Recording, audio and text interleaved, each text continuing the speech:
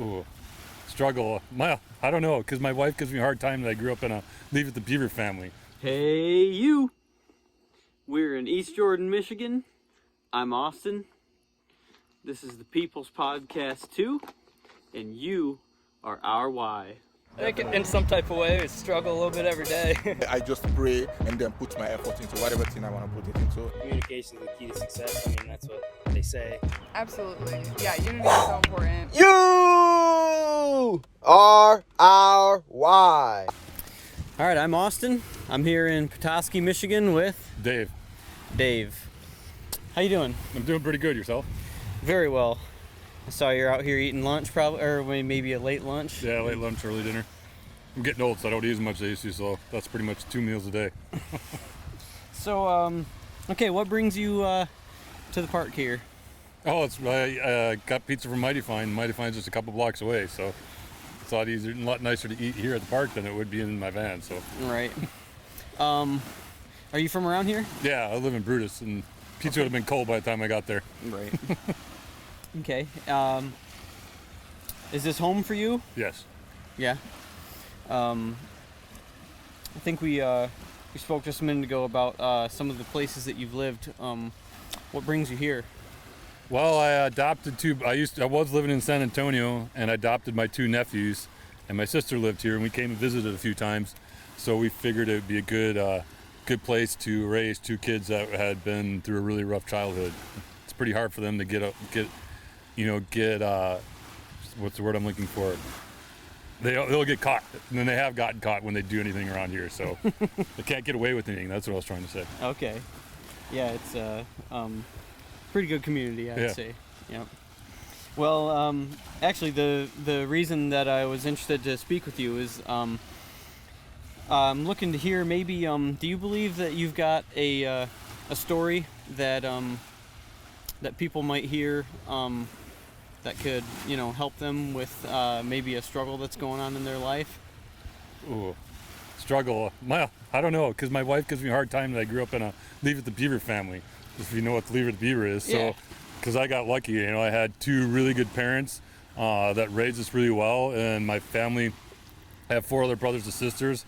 So my one brother is a officer in the Army Reserve, and he's an FBI agent. My sister's a local doctor who also won a silver medal in Olympics. My other sister lives in Panama and built a resort from the ground up down in the country of Panama. And my other brother is a retired Navy pilot who now flies for United. Wow. So you got a family full of achievers. Yeah. So it's pretty hard for me. Although, I know it. I've seen plenty of them with my 2 kids. I got them at 8 and 10. They couldn't read. And then my wife has been a social worker and a counselor, and we started 2 things. One, we started a foundation in San Antonio to help teenage girls who've been sex trafficked, and then we also opened up the first halfway house for women here in Petoskey who just got out of drug or alcohol rehab. So I've seen a lot, but wow, yeah, I haven't any, my personal experience hasn't been that rough. Well, okay, so you spoke about all your family and siblings and that. How do you earn your living? Well, I used to work for the State Department overseas as a protective security specialist paramedic, and I was protecting State Department people and any VIPs that would come in Israel, Afghanistan, or Iraq. Okay, man, your whole family is just very cool. Well, I wanted to ask you. Well, you probably have seen a lot of the world physically. Then you told me you've been to Alaska and. Yep. Okay. I've also been a military and currently in the National Guard. How do you feel about just the idea of unity? I mean, do you believe that unity is something that can help this world or something that we need? Oh, it's definitely something you need because it's easy. I can't remember the saying. I'm tired. It's been a long day. So was it united we stand, divided we fall? Something along those lines? Yeah, something along that quote like that.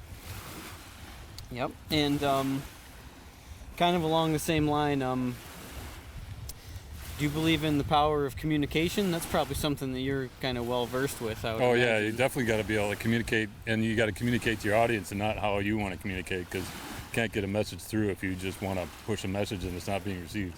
Right. Well, let's see. I guess if you don't mind, can I ask you just maybe what was the main motivator behind you being involved in, the people's lives that need the help? You said you have adopted 2 children, right? And Yes. you've helped establish the halfway houses, like you said, just kind of helping people get on the right track, right? I guess it'd be my parents, because my parents are always involved. They were really involved in our lives, and they not so much help people that were like disadvantaged, but anyone that was around that needed help, they always would, put forth the effort. Like I grew up, my sister and I that won the silver medal, we grew up, and my other sister grew up speed skating, and we were like at the time pretty much the main Milwaukee. That's where I grew up, the speed skating capital of the country, where most of the main competitions were. Any skaters that needed a place to stay were welcome at our house, and we probably had 10 extra kids hanging out at our house on speed skating weekend. So I guess maybe just seeing that as an example is how that, and also I had both my brothers and I have been in the military, and my mom's side of the family, they've all been in the military.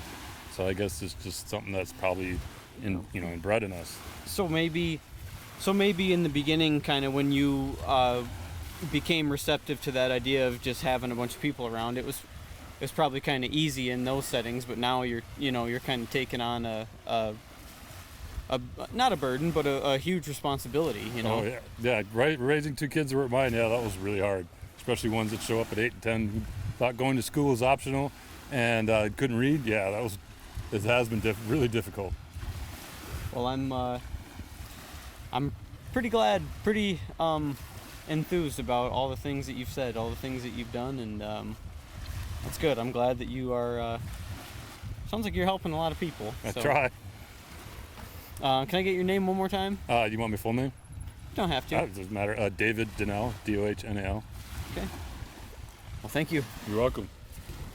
Thank you for watching this interview. We hope and pray that this story could help you, encourage you, or inspire you to take action in any way. We challenge you to see yourself in every interviewee, and we challenge you to get out and talk to one new person every single day.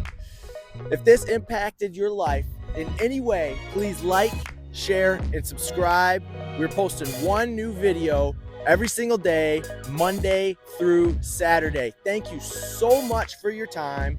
This is the People's Podcast. We're praying for you always. Man, that's deep.